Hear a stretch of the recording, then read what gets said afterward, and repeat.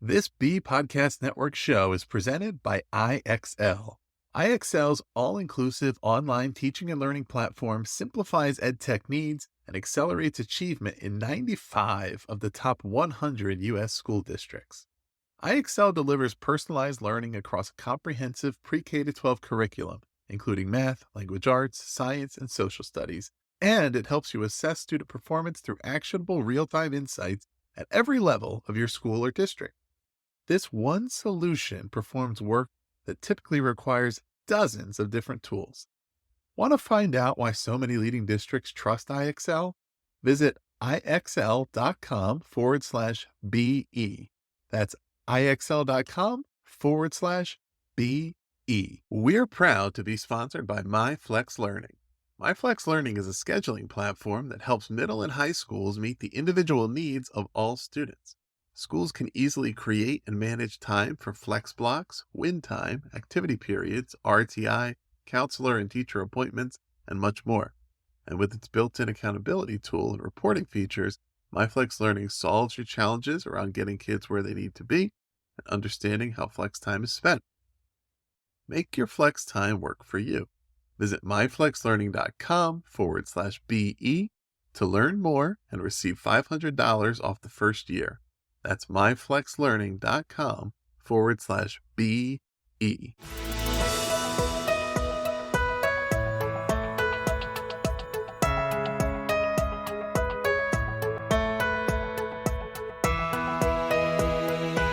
Welcome in, everybody, to another episode of the Authority Podcast here on the B Podcast Network. It is a pleasure once again, as always, to have you here with us. This is going to be a great episode here, a conversation I recorded with executive coach, consultant, and board director Mike Kelly. So we're going to get to that momentarily. Before we do, just wanted to note a couple things to you. One, if you've been listening to the podcast for a while and if you've been getting a lot of value out of it, we truly always appreciate 5-star Apple reviews. If you use Apple Podcasts, it only takes a few moments to leave us a review or a rating, but it makes all the difference in helping more people find out about the show. I also would love to let you all know about a newer show that I've been recording called Sideline Sessions.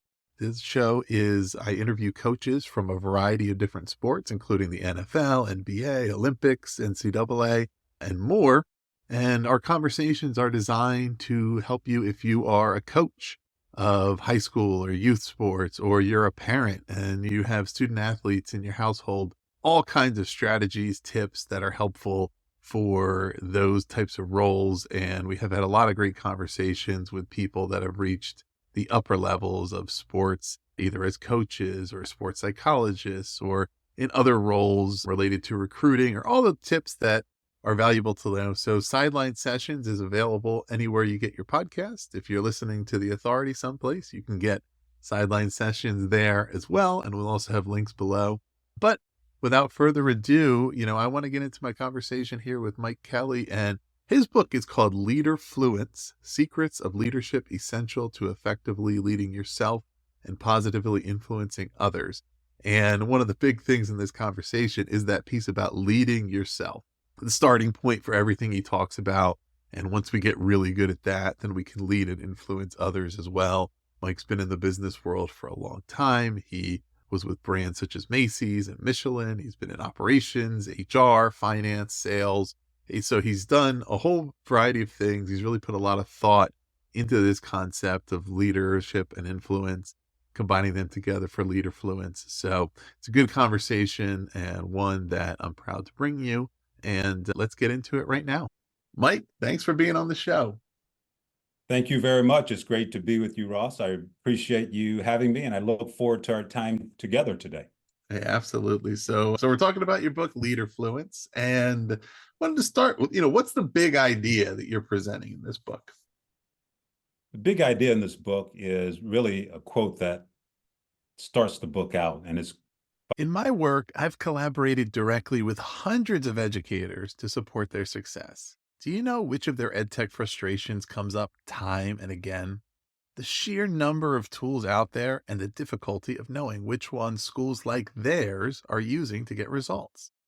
IXL is different. Not only does it perform the functions of dozens of tools, it's currently delivering results for 1 in 4 U.S. students, including those in 95 of the top 100 districts. Another major pain point that comes up when a school is excited to implement a new tool only to find out the teachers hate it. Yikes. It helps to know that IXL is loved and trusted by more than 1 million teachers, saving them time on prep work while enabling them to better support student learning. IXL is research proven to accelerate achievement. Studies across 45 states show that IXL schools outperform non IXL schools on state assessments. And independent research from Johns Hopkins University verifies that IXL meets ESSA Tier 1 standards. With those results combined with IXL's teacher friendly reputation, what more could you ask for? If you have a goal to increase achievement for all students, make sure to find out what IXL can do for you. Visit IXL.com/BE for a demo. That's IXL.com/BE. By a guy named Philip Massinger. And he says that he that would govern others must first be master of himself. And I like to say that he or she that would govern others must first be master of him or herself. I've found personally, and I've seen this in other leaders on many occasions, that a lot of times we are imposters. We're put in roles where we're leading other people and we're struggling and we have no one to talk to. And we come to the realization that we're struggling really to lead ourselves well. Mhm. And certainly that shows up when it comes to our ability to impact others in a positive way. So I wrote the book to really get that point across and share a few ideas for doing that well. Yeah, you shared that in kind of deciding that this was the book that you needed to write, right? And that these were the lessons that were important to convey. Was that as you were going along your career path, you realized there was a lack of advice out there really focused on that concept of leading yourself. There's a lot of books about leadership, about leading others, leading organizations, companies, and there wasn't so much about this idea of leading oneself. So, one, can you kind of talk about when you started to come to that realization and realize, you know what, there's a whole gap here that I need to address, and then how did you start to form your definition of what that means to lead oneself and why that's such a critical thing to focus on? Oh, sure. I'll share my experience with you, and then I'll share one other thing I learned, even as a guy who led a learning function for a Fortune 500 company Mhm. with people reporting to him all across the country. I personally learned about this early on in my career, I guess you'd say. I was a high potential leader, getting a lot of opportunities to lead and do a lot of different things. I'd gotten experience in HR, operations, project management, got experience in sales.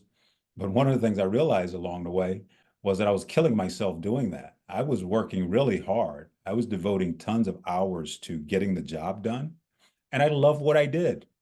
Mhm. But I wasn't focused as much on the things that mattered more than what I was doing at work. I'll give you an example of this. I gained 30 pounds during this period of time, working 12, 14, 15 hours a day. I wasn't a very good husband. I wasn't a very good boss, but people who reported to me told me I was because I guess they were afraid. They were afraid at how I might react if they told me the truth.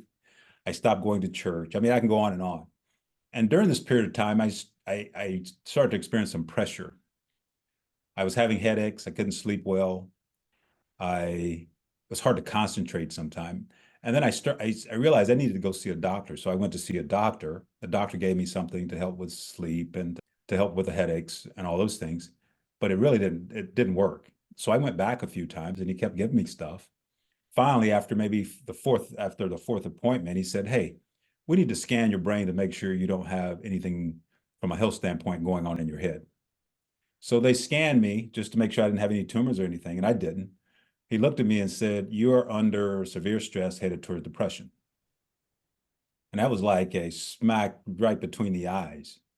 I realized at that point that, I was off. So I started to talk to people around me, my wife, and she gave me feedback. "Yep, you're struggling." The people who reported to me, same thing. I had a nurse practitioner reporting to me, an exercise physiologist. I had the exercise physiologist check me out. She said, yes, you're overweight. She said, so all of the things out there were indicators that I was off track, but I wasn't getting that feedback. So what I realized was that, wait a minute, what is driving me? What was driving me was success that I had not defined. So I was just driving. I wasn't preparing myself. I wasn't working on being a better husband, father, leader, being healthy or anything. I was working on being success at work, but I was not a success in those other areas that were more important. And a lot of the training that I was getting during that time from this international company, wonderful company, all of the training that I was getting, and that was true of my peers as well, was on leading people. Mm-hmm. They wanted you to be strong leaders of other people. We got no real training on leading ourselves. And then I remember later on getting exposed to concepts, Stephen Covey, some other things. And I thought, wow, this is quite interesting. So I started to devour that stuff and I started to share with my teams.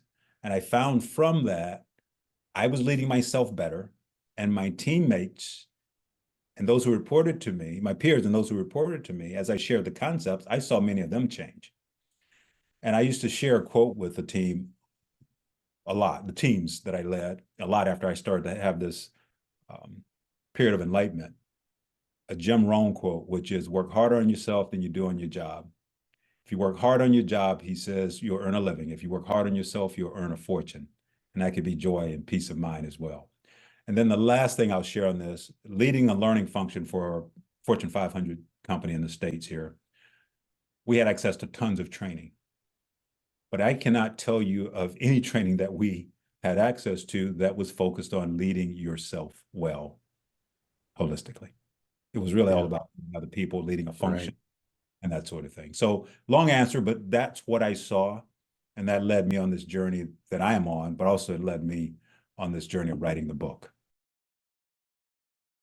Yeah, it's important, I suppose, right, to not to lead yourself, not lose yourself in leadership, right? And I think a lot of people enter a position of leadership um, conscientiously, and they have a view of leadership as service, right? And wanting to be able to be in that role so that they can support others, but if it goes too far in one direction, there's you cross the line from service to martyrdom, and you're not thinking about yourself, prioritizing in those things that you need to keep doing to strengthening, supporting, to be somebody who is well positioned to lead others, to serve them. And you mentioned the necessity of defining what success is, and that would be part of it, right? If you haven't defined that, it's going to be unclear. Well, am I leading effectively? Am I not? What am I doing? Even at micro moments, am I making the right decision here or not? What's my process? Well, if I don't really know what my goal is, then I have no idea if I'm going through the right process. Are there things that you found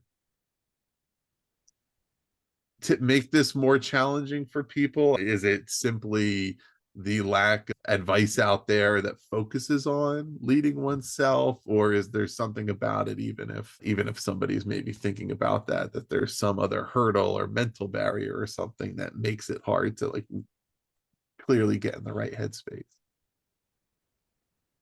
There are a ton of things out there that make it difficult. I think in our performance-oriented culture, if you think about it, you're rewarded or recognized often for what you do. And when we set goals during the course of the year, or when we get to the point where we determine, okay, what are we going to accomplish during the upcoming year, and preparing to be assessed when it comes to our performance, it's around things that we do, tactics, goals, and these goals are driven by what the company needs. And so often, the person who's not really thought about would be the people that are reporting up to an individual who is a leader. So the leader, that's why I found that it's so difficult to get leaders to understand the power in delegation and empowerment. In addition to that, we operate in many environments where there's fear. So rather than delegate or empower someone else, I'm just going to do it myself to make sure it gets done right. And if we take on enough things, our list of to-dos starts to add up. And before we know it, our people, they're disengaged, they're not inspired, they're not motivated, they're not fully utilized, and we're doing everything. Right. And I would also say the fear in many organizations, not so bad right now because jobs are quote unquote plentiful, but that's starting to change as the rate tightening starts to have its effect. But a lot of people don't want to lose their jobs. They're in over their heads from a debt standpoint. Many people, I'm a financial advisor as well, and I see this. So they're afraid. So they're going to make sure they do everything possible to keep their jobs. So that's one thing. And I will say the other thing is not defining success personally. So often success is defined for us.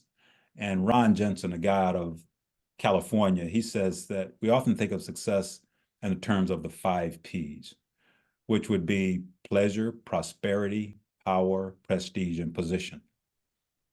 Is that truly success for me?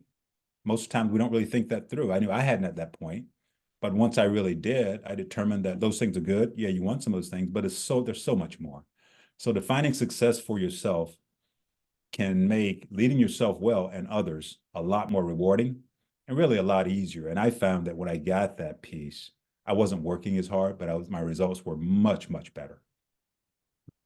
Yeah, anyone else's, whether it's your organization or a supervisor or society, anyone else's definition of what success is for you is going to be at best incomplete, if not entirely inaccurate, according to your values, your priorities, your approach, right? How does one, in leading oneself, make those determinations about what should be your priorities?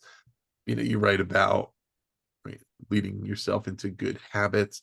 I think those things go together, right? What are the habits that are important for me to develop that will lead me toward the goals that I have, or the areas in which, that are priorities for me? But what does that process look like? Regardless of what area of interest you have or what discipline you have from a work standpoint, be it education, be it corporations, it does not really matter, nonprofits. I think it's important that we step back and define success for ourselves, certainly at work, but we want to look broader than that. And we'll talk briefly about the 7 Fs: faith, family, fitness, finances, fun, firm, which is your job or your business, and friends, those priority areas, taking a look at those areas. But before we even get there, we want to think about the fact that we're all going to die. So at the end of that journey, I'm 100 years old, for example, I'm looking back over my life. What do I want to see? Get that vision clear in our minds. And it changes over the years, but get as clear as possible and determine what my purpose is. Why is that important to me? And what do I need to do to achieve that? And that's the mission piece. So you think about your purpose. What is the vision of that? What does that look like at the end? What would you like to see? And then let's develop a mission statement around that. And then let's determine how we're doing in these priority areas related to that mission: the faith, family, fitness, finances, fun, firm, friends. And then we want to set goals in those areas. But I often ask people to think about this whole thing around mission. We'll start there. Everyone listening to us probably works with or for an organization that has a mission statement.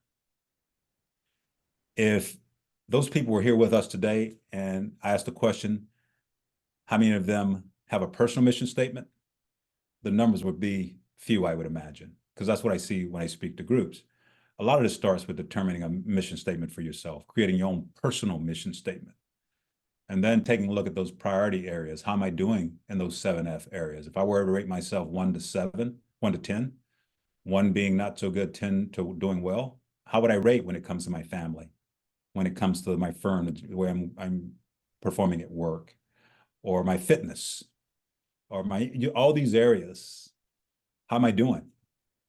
And a lot of times we'll realize that there's some areas that are off that we need to improve. I'd also ask, if you were to prioritize those areas 1 to 7, what would be 1, what would be 7? And then if we were to take a look at your calendar, would that be correct when it comes to the way you're spending your very precious time?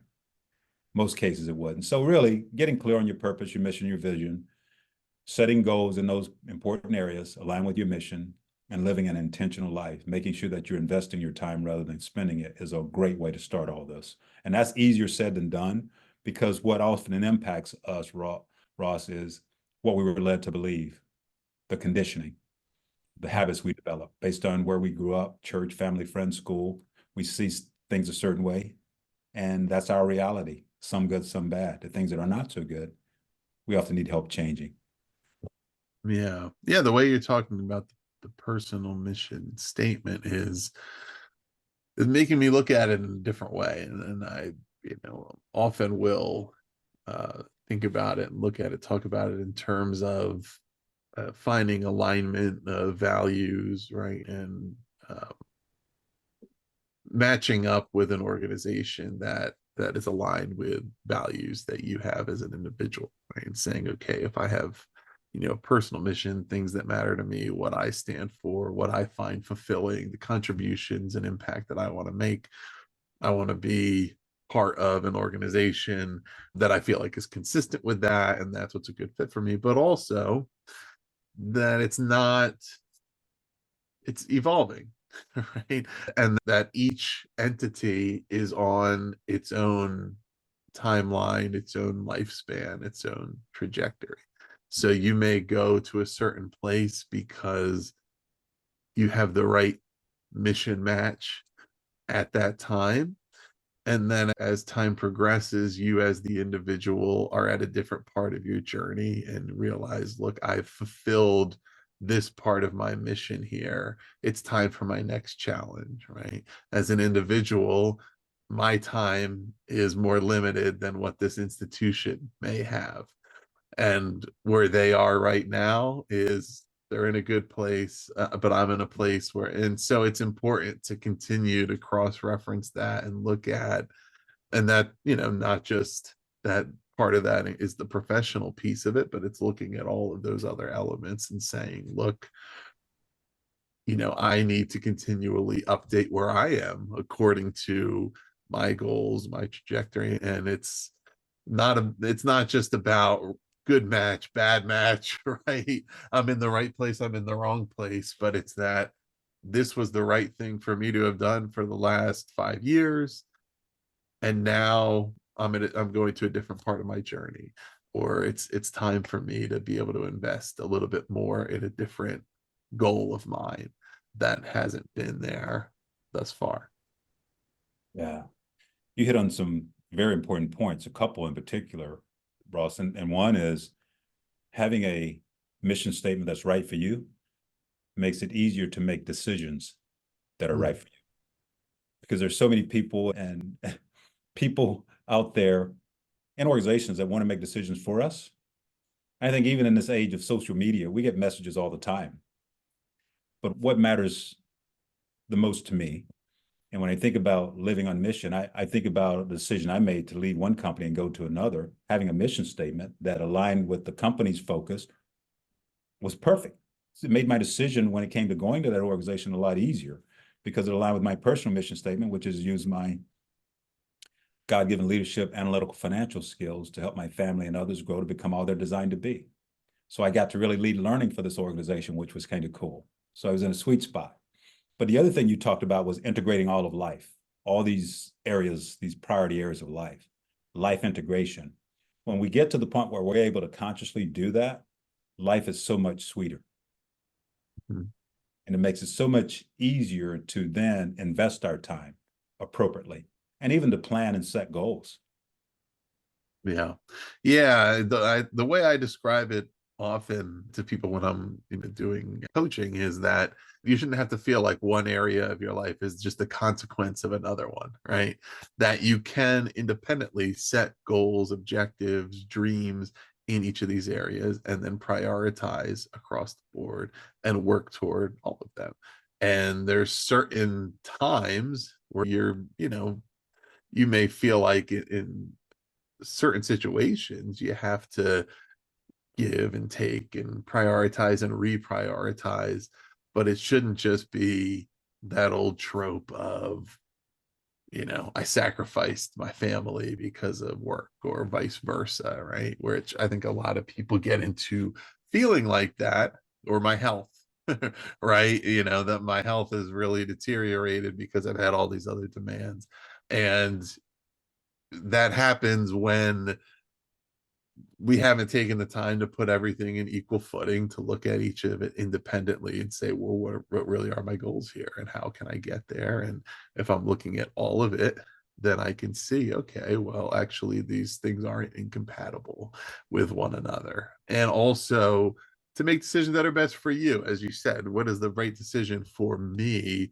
Not only, if we're allowing our, I guess, assessment, determination of value to be dictated strictly by, say, the organizational mission of our current or potential workplace, it doesn't answer the question of, but why am I here? Why is it me? Right?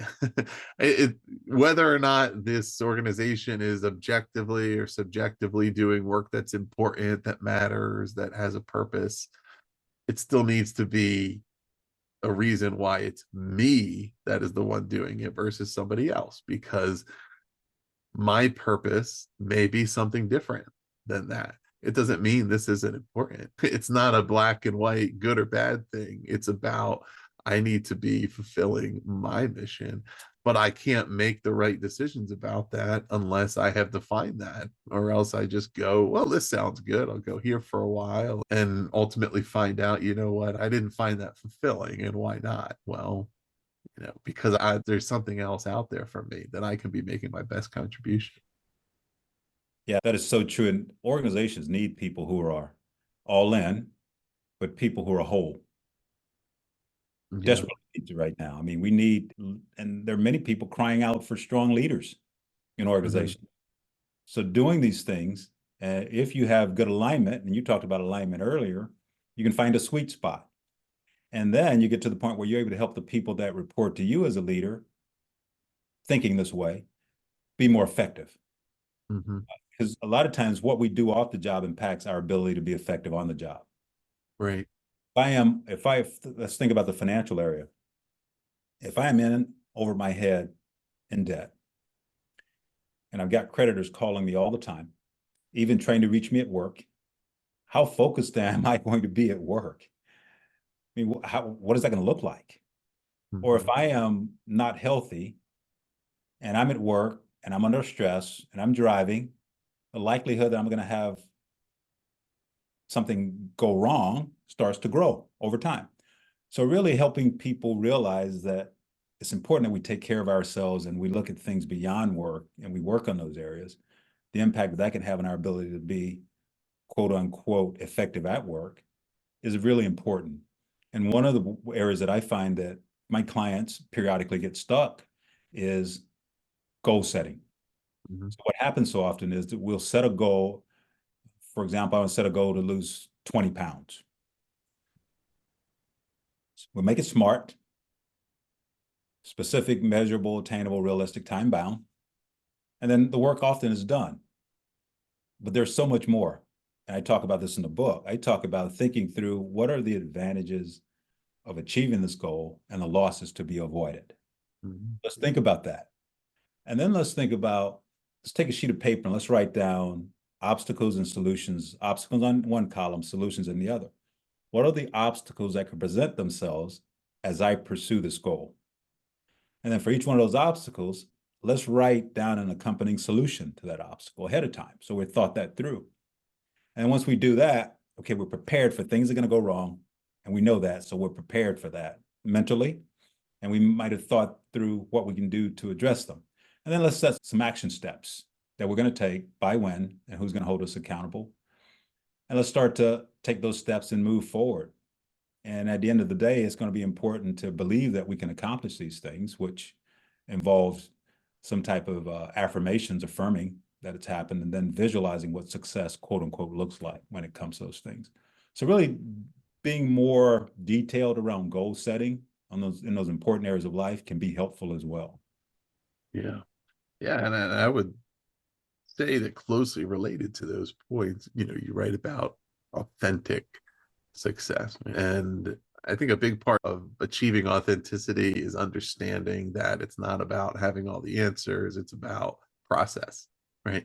It's about committing to a sound decision making process that you can stand behind and that you can communicate And as you're in a position of, whether it's leadership within your own life and being able to look at it and say, look, did I follow a sound process here? Okay, I didn't get the results I wanted, but that was, there were factors outside of my control, but I can live with it and I can go and try again. And then as you're leading a team or an entire organization, that you can have that transparency and communicate and say, look, here's what we're doing, here's why we're doing it, here's what, the factors, here's our process, here's how we determine that.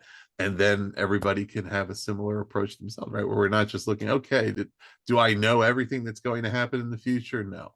Do I have all the answers? No.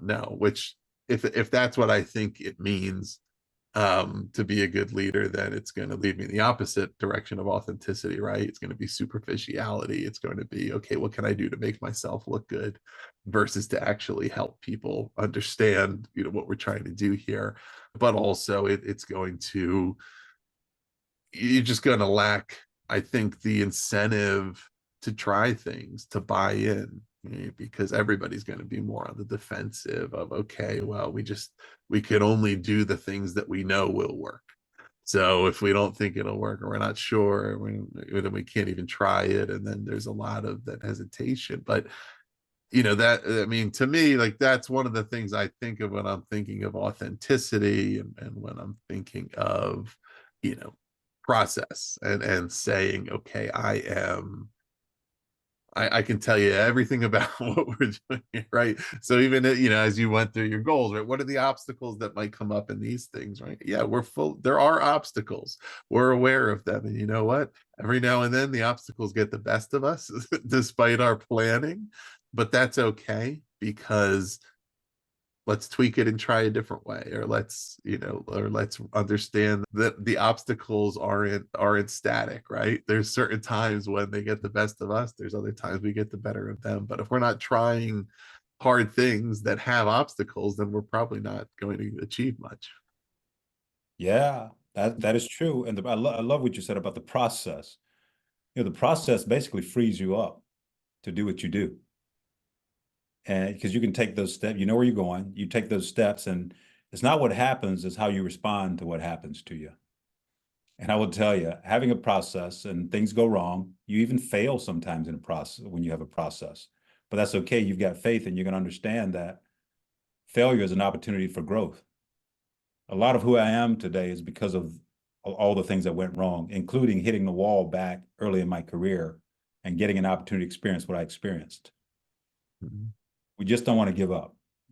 You want to have faith, and a process can really help you do that. Being a person who builds plans, life plans, financial plans with people, I found that when people get a plan, they exhale in many respects, and they start taking steps, and they find freedom.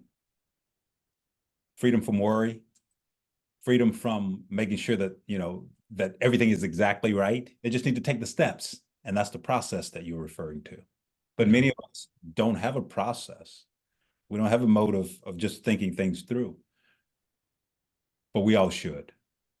And Yeah. if we don't know how to do that, reach out to someone who can help us. That's important as well. A coach, a mentor, someone who's done what you want to do. Mhm. Listen to them, learn from them, apply some of the things you learn, and understand that when it goes wrong, and it will, there's an opportunity to pick up, get up, clean yourself off, do it a little bit differently the next time, learn from what went wrong. And And now a quick break for a word from our sponsor, MyFlex Learning. Let's talk about flex time in schools. The potential benefits to our students make it totally worth exploring. There's more time for personalized learning, increased choice and agency for students, and the increased engagement that comes along with it, dedicated time for intervention, and overall, as school leaders, it provides you and your faculty more tools to increase academic achievement. But the implementation and management of flex time can be a challenge. Tricky logistics and a lack of clear accountability systems can prevent teachers from buying in. It can hold you back from ensuring students make good use of their time. That's why I'm pleased to share that MyFlex Learning provides a solution to these challenges and more. MyFlex Learning helps you create and manage flexible time for any purpose. And with the seamless SIS integration, a student locator, flexible daily rostering, and intuitive mobile app, it eliminates the common challenges of implementation and management. If you want to see for yourself, visit myflexlearning.com/BE to learn more and receive $500 off the first year of use. That's myflexlearning.com/BE. You'll learn all about MyFlex Learning, what it can do for your school, and you'll receive a $500 off offer for your first year. Check it out. Keep moving. Right. Someone who will ask you the hard questions, right, and make you confront that. But when you realize, look, yeah, if I don't have clarity around how I'm making my decisions and and I'm in a position where I'm leading other, I mean, how can I, with any kind of realistic perspective or humility, expect other people to buy into what I'm doing if I can't even articulate what I'm doing, right? That should be clear. And once you're forced to confront that, most people even grudgingly would have to admit that, right? But if you've never really looked at that face to face and said, okay, yeah, I understand this, you can go on a long time just thinking, well, I'm going to lead by title or whatever the case may be. In your finding, I mean, what have you found about the correlation between one who's effective at leading oneself in the way that you're defining and writing about it, and one who then can successfully lead a larger organization? Is it one to one? Are there certain other things needed once we get to the point of leading ourselves effectively? Well, what I found, and I'll speak from personal experience and also from some of the people I have the opportunity and have had the opportunity to work with, is when we start to really get this down, we start to set different types of goals. We start to set more meaningful goals, Mhm. meaningful to us and those we love, lead, and serve. And we start to set goals around things that are motivating, some things that are for us that excite us, that's around our passions. And I've seen individuals and I've had a couple of situations recently where a couple of leaders got promoted to higher, pretty senior levels, and they had an opportunity in some respects to design their jobs, different organizations. But a lot of it was because they sort of got this lead myself well first, and they started to invest in the people around them, and the performance of the people around them started to improve.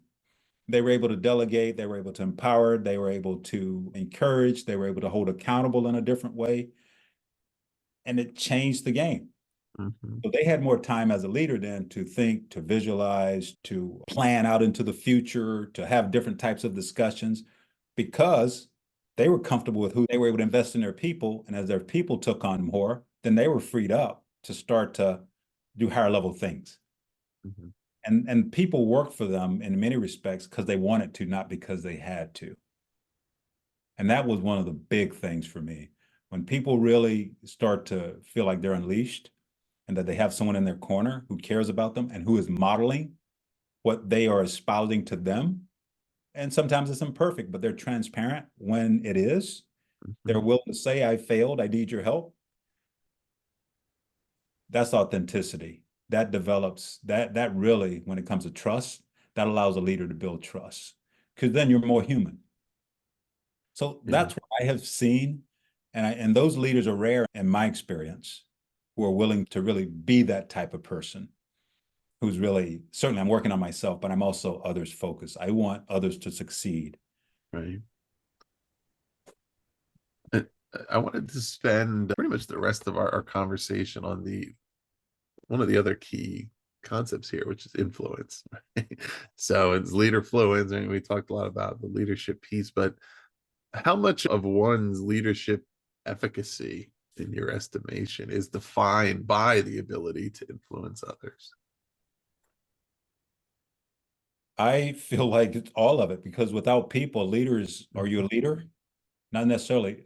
Great leaders realize that if you're going to get results, real, especially in large, complex organizations or even in school systems today, I think it's so important that you have a mentality of say, I'm focused really on helping uplift the people that I'm responsible for leading.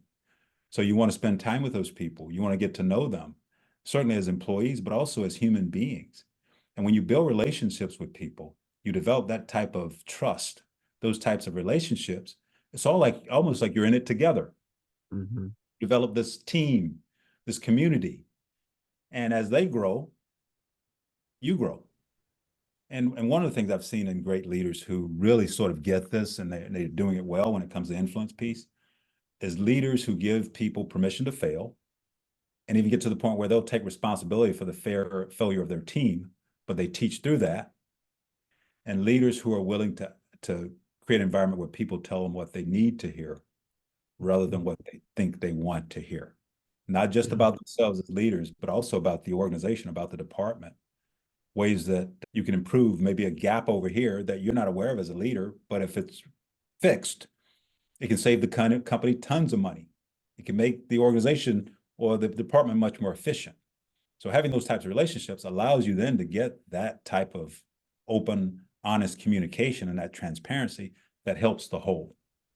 So, Right. so that's what I've seen. I've seen it end up being, leading people to build trust amongst their team members and also build community at work that, in my opinion, is attractive and it's fascinating. And I can give personal examples of this because it's something I experienced as a leader myself, leading in a complex organization, and it was fun as well. Yeah. How does a leader build or really earn influence? How much of it can be learned, right? I mean, I feel like it can, yet, there's certain people that because of the charisma they have or just some natural understanding, right, of how to influence others. It seems like, oh no, but on the other hand, I think leaders can learn it, but what's your perspective on how they go about doing that, right? And being able to influence people and influence an organization beyond the direct decisions they make and the influence they have, but to really have influence. I would say first, be a student. Be a student Hmm. of certainly your job at work, but also be a student of life and a student of people. One ways to do that is you can actually YouTube videos, you've got master classes, you got tons of books out there. There's so much information out there. But one of the things I've found to be most helpful is working on my listening skills, asking good open-ended questions, and listening with energy and emotion to what people are saying. That allows you to do a couple things. It allows you to learn, but it also allows you to build relationships. Some of the things that I've learned that have helped me the most have been things I've learned by listening to other people, mentors, friends, people that reported to me. When I get the opportunity to get with quote unquote someone who's a lot more experienced and have done a lot of things, and also someone who's failed a lot. When someone has failed, it's always interesting to sit down and talk with them, to really ask them about that experience. So listening to me is a very powerful thing in that certainly you can learn, hear, pick up ideas of things to do, maybe things not to do, but you also build relationships and you also learn things that can help you in maybe areas that you are responsible for, be it at work, at home. I was just talking the other day with a gentleman. He's a coach at a fitness center. And I asked him a couple of questions about some things specifically around fitness, diet, exercise, and he started talking. I just listened. And I came away with two powerful ideas that will help me as I continue to move forward. Now, that's just one example, but there's so many others. And the last thing I'll say on this is you also earn then the opportunity to be able to speak into the lives of others. Yeah. Yeah, and another, big theme, I think, in a lot of parts of the book is intentionality, defining success, setting goals, living on purpose. And can't help but think, intentionality and influence go together a lot too. Right? When I see somebody who's very intentional in their decisions and their actions and the things that they're doing, like, I want to know more about what they're thinking, what they're doing. And that applies to people who are in those positions of leadership, of potential influence, when they clearly have a purpose behind what they're doing and they have clarity in their vision and there's a consistency to the actions they're taking toward that. it's going to naturally make those around them kind of tune in and pay attention and say, it's okay, there's something here, right? There's something behind this, there's more to it.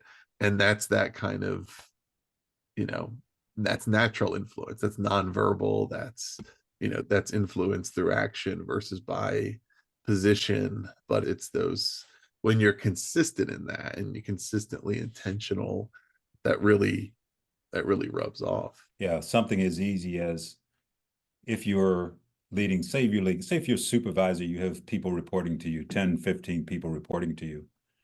Something as simple as putting in your calendar every day when I come in, I'm going to spend 15 minutes, 20 minutes walking around saying hello to everyone. Mhm.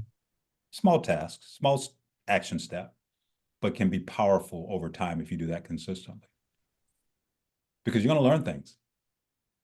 People will share things. You'll build relationships over time.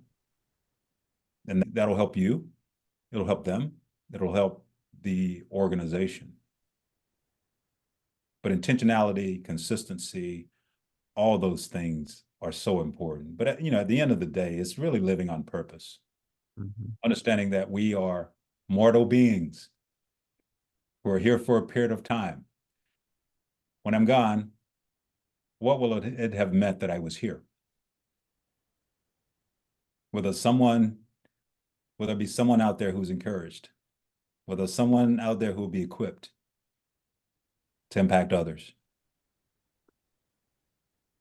Mike, it's been great having you here on the show. Listeners, you can learn more about the book Leaderfluence at Mike's website, rightpathenterprises.com. You can also find it on Amazon.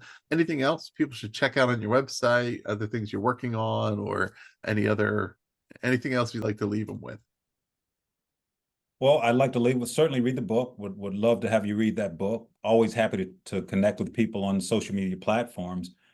But at the end of the day, it gets back to working harder on ourselves than we do our jobs. And really, when we do that, we're much better at what we do.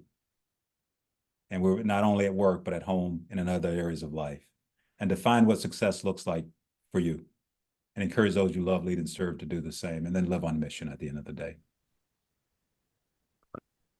Excellent. Well, listeners, we hope you've taken away some good insights from this conversation. We'll put the links below to the website where you can find the book and learn more about that. Also, the social media links and all of that information. So, if this is all interesting to you, you can follow up, click on those links, and connect. Please do also subscribe to the Authority Podcast if you have not already on any platform. Podcast, we'll have more great author interviews like this coming up every week. And if you haven't checked it out yet, subscribe to the new show, Sideline Sessions. I have episodes coming out also weekly there. I'm talking to coaches from every sport I can get imaginable. If you're involved in youth coaching, high school, amateur, or you're a parent, or you're involved with student athletes in any other way, it's really designed to help you learn how to support the young athletes in your life. So check that one out as well.